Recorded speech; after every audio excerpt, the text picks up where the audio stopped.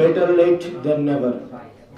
এই যে আমরা ঘোষণাপত্র, আমাদের অভ্যুত্থানের, আমাদের বিপ্লবের যে ঘোষণাপত্রটি, সেটা আমাদের 5ই আগস্টই হওয়ার উচিত ছিল।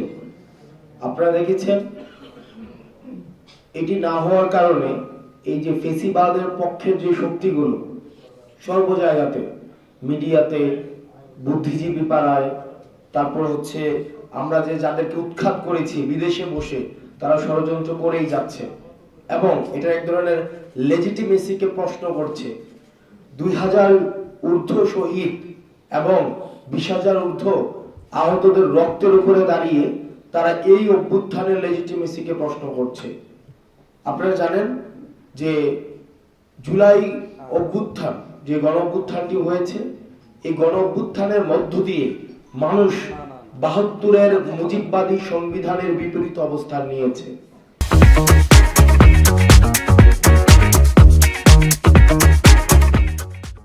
এই যে মানুষ 72-এর মুজিববাদী সংবিধানের বিপরীত অবস্থান নিয়েছে, এটির একটি লিগ্যাল ডকুমেন্টেশন থাকা উচিত। সেই জায়গা থেকে আমরা আগামী 31 ডিসেম্বর 2024 বেলা 3 ঘটিকায় ছাত্র জনতার উপস্থিতিতে 31 ডিসেম্বর 2024 এই যে 24-এর গণ অভ্যুত্থান, সেটিকে আমরা আমাদের যে গণ আকাঙ্ক্ষা যে আমাদের তৈরি হয়েছে এই অভ্যুত্থানকে ঘিরে, এবং মানুষ যে স্বপ্নে এই 72-এর সংবিধানের বিপরীতে গিয়ে মানুষ যে রাস্তায় নেমে এসেছে, সেটির প্রাতিষ্ঠানিক দালিলিক স্বীকৃতি ঘোষণা করার জন্য আমরা 31 ডিসেম্বর 2024 বেলা 3 ঘটিকায় ছাত্র জনতার উপস্থিতিতে শহীদ মিনার থেকে, যেখান থেকে আমাদের এক দফা ঘোষণা করা হয়েছে, ঠিক সেই জায়গা থেকে আমরা আমাদের প্রক্লেমেশন অফ জুলাই রেভলিউশন আমরা ঘোষণা করব। এবং এই প্রক্লেমেশন অফ জুলাই রেভলিউশনের মধ্যে আমাদের পরবর্তী বাংলাদেশের স্বপ্ন, আকাঙ্ক্ষা, অভিপ্রায়, লক্ষ্য এবং ইস্তেহার সেখানে হচ্ছে লিপিবদ্ধ থাকবে।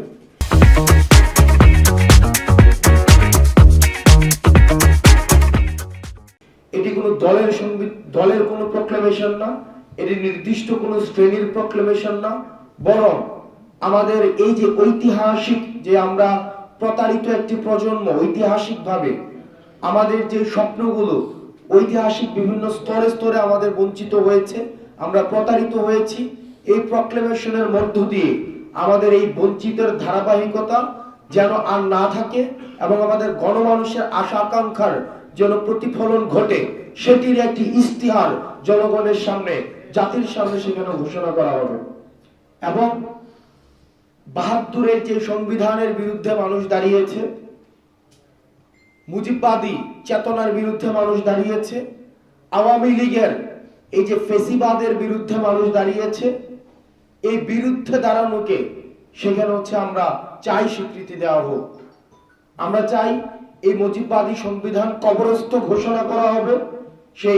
সেই যেখান থেকে এক দফার ঘোষণা দেওয়া হয়েছে, ঠিক সেই জায়গা থেকে মুজিববাদী 72-এর সংবিধানের কবর রচিত হবে।